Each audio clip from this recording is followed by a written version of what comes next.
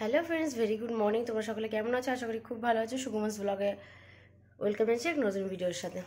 তো আমি আছি মোটামুটি ভালো। ওয়েদার চেঞ্জের কারণে প্রচুর পরিমাণ ঠান্ডা ঠান্ডা লেগে গেছে, তো দূষণও ঠান্ডা লেগে গেছে। তো দেখো বিছানা টিছানা কিছু তুলিনি, এখন বাজে ঘড়ি কাটে 9:30। আর আজকে ঘুমতে করতে লেট হয়ে গেছে, জানি না ইদানিং তো দূষণা 3-4 দিন ধরে একদম ভোরবেলা উঠছে, 6টার সময় উঠে যাচ্ছে ঘুম থেকে, আর ঘুমাচ্ছে মানে সকাল 8টার সময়। এবার ওই সময়টা যদি তোদের সঙ্গে ঘুম না পাড়ানো হয়, এবার আমি কোনো কাজ করতে পারবো না, কান্নাকাটি করবে, শুধু বিরক্ত করবে। যার কারণে ওই ঘুম পাড়ানোর চেষ্টা করি। 1-1.5 ঘন্টা কিন্তু ঘুমায় হবে অনেকক্ষণ, তা নয়। ওই যদি 8টায় ঘুমোয় তাহলে ঘুম থেকে উপরে উঠবে 8, 9টা 10-15 মধ্যে উঠে যাবে। যে 10টার মধ্যে ঘুমাবে তাহলে আমি তার কাজগুলো তাদের কমপ্লিট করিনি, সেটাও সম্ভব না।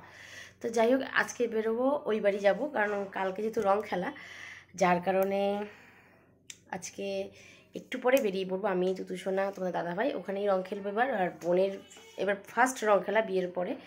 তো বোনের হঠাৎ করে বিয়ে হয়ে গেছে, সেটা তোমাদের সাথে শেয়ার করিনি। যাই হোক, তো আর ঝটপট করে তাড়াতাড়ি বিছানাটা তুলে নিই, ঘর ঝাড় দেবো, রেডি হব। কারণ ওদিক থেকে বাবা ফোন করেছে, দোকানে বসতে হবে একটু, মানে তোমাদের দাদাভাইকে দোকানে বসতে হবে, বাবার কাজ রয়েছে। আর দোকানে বাবা প্রচুর মানে রং তুলেছে, আবির তুলেছে, বললো দোকান একবার সব পাতি বসেছি, এখন যদি না মানে দোকান যদি বন্ধ করে দিই আবার সমস্যা হবে।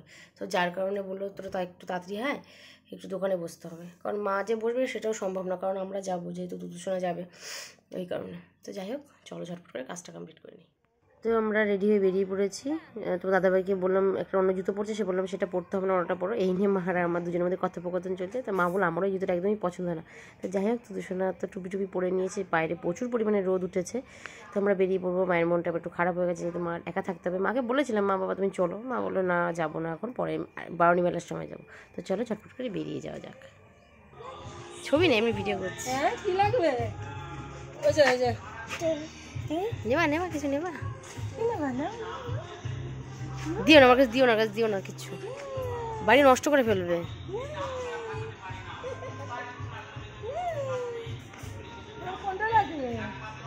কালকে দাদার সাথে বসে যাবা দোকানে বিক্রি করতে।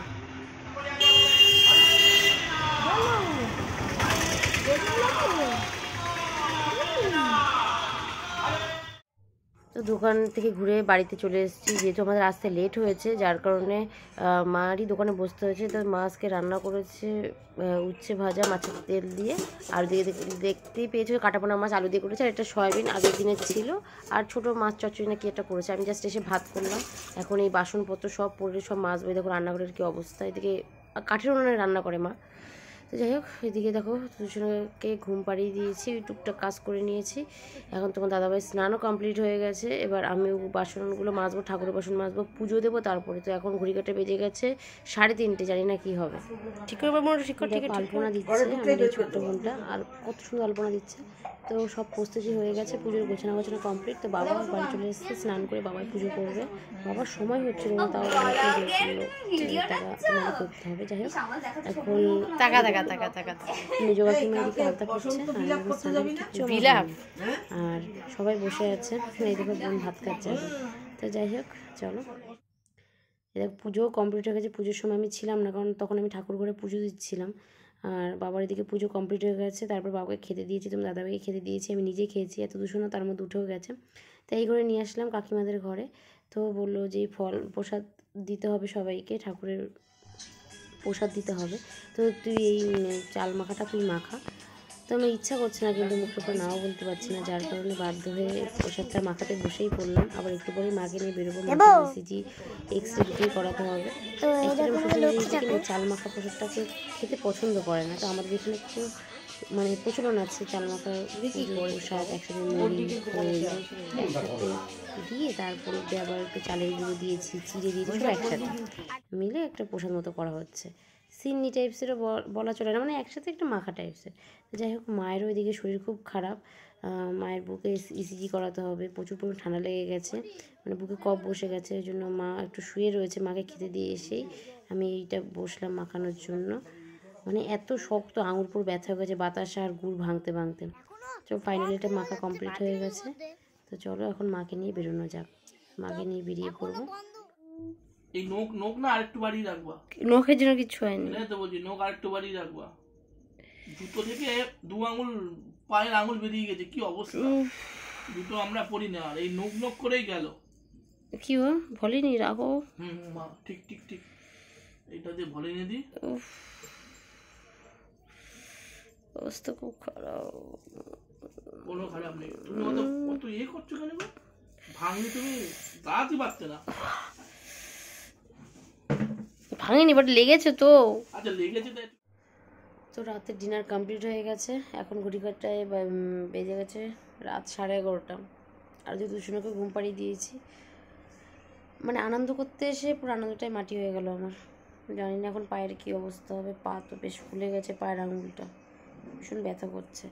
আমি কোনো রকম খেয়ে চলে এসেছি, তো দুজনাকে এখন খাওয়াবো। তো যেহেতু দুজনাকে আর খাওয়ানো হয়নি, সন্ধ্যার সময় যে দুধটা খায় আমি দুধ করে রেখে গেছিলাম, তো মা আর খাওয়ায়নি। যেহেতু ছোটো কাকিমার ঘরে লক্ষ্মী পুজো হয়েছে, ওখানে গিয়ে তরমুজ খেয়েছে, শশা খেয়েছে, টুকটাক খেয়েছে, যার কারণে মা বললো পেটটা ভরা রয়েছে, জন্য আর কিছু খাওয়ানো হয়নি।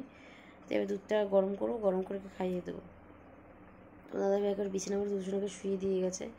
পা নিয়ে ভীষণ কষ্ট হচ্ছে, পায়ে অসম্ভব পরিমাণে ব্যথা করছে, পা ভাঁজ করতে পারছি না।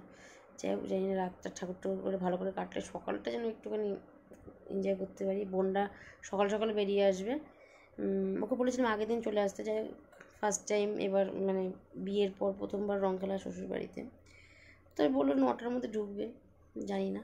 আর দেখো কপালে হালকা আবির দেখতে পাচ্ছ, আরও গাঢ় ছিল। তো গেছিলাম সোনার দোকানে, যেখান থেকে সব কিছু তৈরি করি, এমডি জুয়েলার্সে, সেখান থেকে একটু আবির মাখিয়ে দিয়েছিলাম, বললাম যে না দিব না।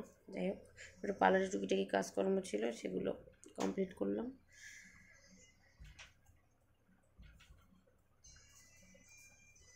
চলো ভিজের মধ্যে ঢুকেছো। আমি দেখিনি গামছাটা রয়েছে এখানে। যে একটু দাদাভাই চলে এসছে, খাওয়া দাওয়া করে দুজনকে খাইয়ে নিই। তো এদিকে দুজনকে খাওয়ানো কমপ্লিট হয়ে গেছে। তো দুজনে একেবারে হিসি করে পটি করে পুরো নাইটিটা বরবাদ করে দিয়েছে, যার কারণে নাইটিটা চেঞ্জ করে নিয়েছি। দুজনে ঘুমিয়েও পড়েছে। এবার আমার শোয়ার পালা। পায়ে প্রচণ্ড যন্ত্রণা হচ্ছে, পায়ের যন্ত্রণার কারণে মানে কিছু ভালো লাগছে না, যে চোখ নাক মুখ কিছু ধুইনি, দেখো লিপস্টিক পরে সেটাও রয়ে গেছে। পরের দিন রং খেলা, জানি না কীভাবে খেলবো। তো যাই হোক, ভিডিওটা আর বেশি বড় করছি না, ভিডিওটা আজকে মধ্যে এখানে স্টপ করছি। কাল দেখার জন্য নতুন কোনো ব্লগ নেই তোমাদের সাথে। আজকে আমার টাটা, গুড নাইট, শুভরাত্রি।